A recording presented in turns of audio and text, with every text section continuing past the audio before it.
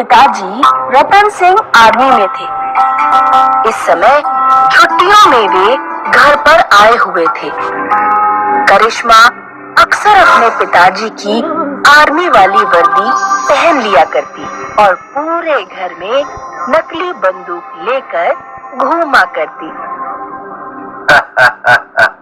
बेटी, ये तू क्या कर रही है? पिताजी, मैं बड़ी होकर आर्मी में जाना चाहती हूँ और देश के दुश्मनों से लड़ना चाहती हूँ। बंदूक चलाते हुए कितना मजा आता होगा। पागली, घर में बंदूक लेकर घूमना एक बात है और बॉर्डर पर बंदूक चलाना दूसरी बात। पिताजी, मुझे भी किसी दिन बॉर्डर पे ले चलना। अरे, मैं तो भूल ही गई, परसों मेरा बर्थडे है। पिताजी, जल्दी बाजार चलिए, बहुत सारा सामान लेकर आना है। करिश्मा के बर्थडे के एक दिन पहले ही रतन सिंह का फोन आ जाता है। जी सर, बस मैं निकल रहा हूँ। क्या हुआ पापा, किसका फोन था? बेटा, मुझे अभी लद्दाख निकलना होगा। लगता है बॉर्डर पर चाइना के साथ कुछ प्रॉब्लम हो गई है। पिताजी, क्या आप एक दिन और नहीं रुक सकते?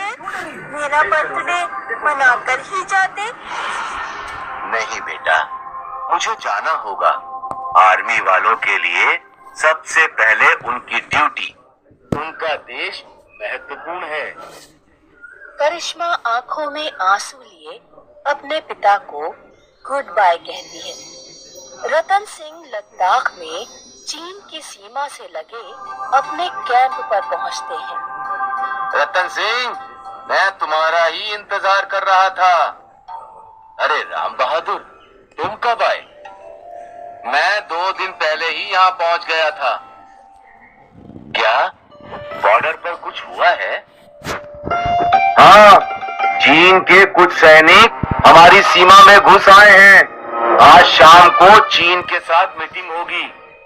इंडिया के आर्मी ऑफिसर की चाइना के ऑफिसर से बात होती है। दोनों देशों में ये सहमति बनती है कि कोई किसी की सीमा में नहीं घुसेगा।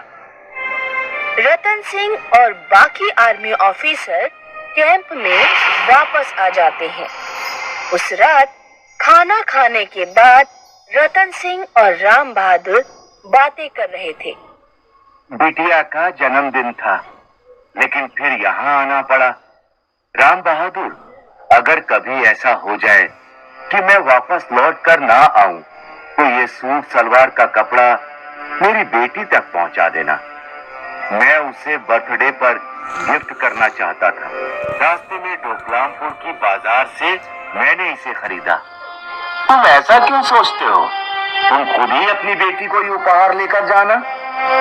चाइना पर भरोसा नहीं कर सकते। अभी सब कुछ ठीक नहीं है। कल पता नहीं क्या हो जाए। अगले दिन चीनी सैनिक भारत की सीमा में घुस आते हैं। भारत और चीन के सैनिकों के बीच झड़प हो जाती है। रतन सिंह सहित भारत के कुछ सैनिक शहीद हो जाते हैं और राम बहादुर घायल हो जाता है। सेना की टुकड़ी घायल सैनिकों को कैंप में ही छोड़कर चीन की सीमा में घुसती है और उनके कैंप पर हमला करती है। भारत और चाइना के बीच लड़ाई छिड़ जाती है। दोनों तरफ से सैनिक शहीद होने लगते हैं। उधर कैंप में खाने का सामान खत्म होने लगता है। मेरा दोस्त रतन सिंह शहीद हो गया और मैं यहीं पर बैठा पड़ा हूँ। तुम घायल हो राम बहादुर।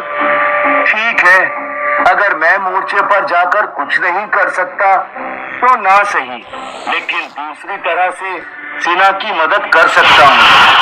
सेना के कैंप से कुछ किलोमीटर दूरी पर डोकलामपुर नाम का गांव था। सीमा पर अक्सर गोलीबारी होती रहती थी, इसीलिए गांव के लोग घर से बाहर कम ही निकला करते थे। गांव में आरव नाम का लड़का अपनी माँ के साथ रहता था। 5 साल पहले जब आरव के पिताजी भेड़ों को चारा खिला रहे थे तो एक तोप का गोला उनके ऊपर आ गिरा और उनकी मृत्यु हो गई। इसीलिए आरव की माँ आरव को बिल्कुल भी घर से बाहर नहीं निकलने देती थी। मैं भेड़ों को लेकर जंगल में जा रहा हूँ। तेरा दिमाग खराब हो गया है। सीमा पर युद्ध चल रहा है, गोली लग गई तो तू भी अपने पिताजी की तरह मर जाएगा। मैं घर में बैठे बैठे बोर हो रहा हूँ। मुझे नहीं पता, मैं जा रहा हूँ। आरव अपनी माँ की बात नहीं सुनता और भेड़ें लेकर जंगल की ओर चल पड़ता है। रास्ते में उसे राम बहादुर मिल जाता है। बेटा, मैं सेना के कैंप से आ रहा हूँ। कैंप में खाना खत्म हो गया है। क्या तुम्हारे गांव के लोग मदद कर सकते हैं? आरव राम बहादुर को लेकर गांव में पहुंचता है। सुनो सुनो गांव वालों, कैंप से एक सैनिक आया है। हमें उसकी मदद करनी चाहिए। चीन और भारत के बीच युद्ध चल रहा है। हमें अपने देश की मदद करनी चाहिए। जिसके घर में जो भी खाने को हो, लाकर सैनिक को दे दो। गांव वाले रतन सिंह को खाने का बहुत सा सामान देते हैं। गांव के कुछ युवा राम बहादुर के साथ जाकर युद्ध में मोर्चा संभालने की बात कहते हैं। सैनिकों की कमी हो रही है, हम आपके साथ जाएंगे और लड़ेंगे। मुझे तुम लोगों पर बहुत गर्व है, लेकिन अभी बहुत बड़े युद्ध जैसे हालात नहीं हैं। और फिर तुम्हें बिना ट्रेनिंग के लड़ाई में नहीं भेजा जा सकता। तुम लोग मेरे साथ कैंप चलो और सैनिकों की मदद करो।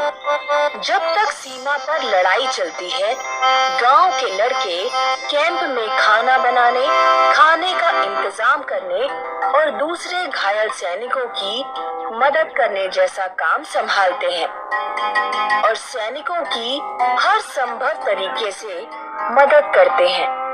लड़ाई में चीन और भारत दोनों को ही लगभग बराबर नुकसान हुआ।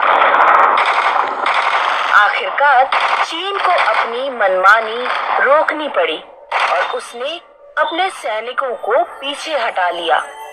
सीनियर आर्मी ऑफिसर ने गांव के लड़कों को सम्मानित किया। हम तुम सभी बहादुर लड़कों को आर्मी में भर्ती होने का न्योता देते हैं। राम बहादुर अपने दोस्त रतन सिंह से किए गए वादे के अनुसार रतन सिंह के घर पहुंचा और रतन सिंह की बेटी करिश्मा को सलवार सूट का कपड़ा दिया। तुम्हारे पिता एक सच्चे योद्धा थे। मुझे अपने पिताजी पर बहुत गर्व है। मैं भी बड़े होकर आर्मी में भर्ती होना चाहूंगी।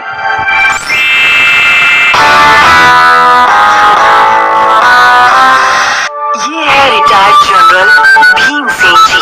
वैसे तो ये रिटायर्ड है, लेकिन अब भी इनकी मेजर वाली ठाठ है। विमला सुबह के 7 बज गए हैं। लाई जी, ये लीजिए। तुम आजकल बहुत लेट हो रही हो। मैं कोई आपकी जवान हूँ जो हमेशा वक्त पर रहूं। जरा Indian Army का कार्टून। जरा मेरी उम्र का भी ख्याल कर लीजिए। अरे विमला, तुम एक आर्मी वाले की पत्नी हो। तुम्हें हमेशा फिट रहना चाहिए। हाँ हाँ। वैसे तुम्हारे लिए एक गुड न्यूज है। क्या? मैंने बलदेव का रिश्ता मेरे मेजर दोस्त जगदीश की बेटी दुर्गा के साथ तय कर दिया है। मुझे बताए बिना? खैर, दुर्गा करती क्या है? और क्या, हमारे बलदेव की तरह सैनिक है। क्या आर्मी वाली बहू? हाँ, ऐसी बहू जो देश की सेवा कर रही है। वो सब तो ठीक है, लेकिन मैं ऐसी बहू चाहती थी जो हमारी सेवा करे, हमारे साथ रहे। हमारी सेवा? क्यों? हमें क्या हुआ? तुम्हें तो गर्व होना चाहिए कि तुम्हारी होने वाली बहू सैनिक है। पर मेरी बात तो सुनिए। अब कोई बहस नहीं, जल्द ही दोनों की शादी कर देंगे। भीमसेन ने अपनी पत्नी की एक ना सुनी। कुछ महीनों बाद बलदेव घर आया। भीमसेन और विमला उसे देखकर बहुत खुश थे। कितने दिनों की छुट्टी है? 1 महीने की पापा। अच्छा है, फिर तैयारी शुरू कर दो। किस चीज की तैयारी? तुम्हें अपने बैचमेट याद है दुर्गा? हाँ, मैंने तुम्हारी और दुर्गा की शादी तय कर दी है। बलदेव बहुत खुश था क्योंकि उसे दुर्गा पसंद थी, पर विमला दुखी थी क्योंकि उसे ऐसी बहू चाहिए थी जो उसकी सेवा करे, ना कि देश की। कुछ ही दिनों में भीमसेन ने बलदेव और दुर्गा की शादी करवा दी। विमला नाखुश थी, पर भीमसेन के आगे उसकी कहाँ कुछ चलती थी। कुछ दिनों तक दुर्गा ने अपने सास ससुर की अच्छी सेवा की। बेटी दुर्गा, तुम्हारा ज्वाइनिंग लेटर आया है। तुम्हें और बलदेव को अगले हफ्ते ही ज्वाइन करना होगा। जी पापा। यहाँ बलदेव और दुर्गा दोनों अपनी बैग्स पैक करने लगे और विमला उदास हो गई और अगले ही दिन दोनों चले गए। विमला को आजकल घर खाली खाली लगने लगा, इसलिए मैंने आपसे कहा था कि आर्मी वाली बहू नहीं चाहिए। वो कहाँ हमेशा के लिए गए हैं, कुछ ही दिनों की बात है। जंग खत्म होने के बाद तुम्हारे पास ही वापस आएंगे।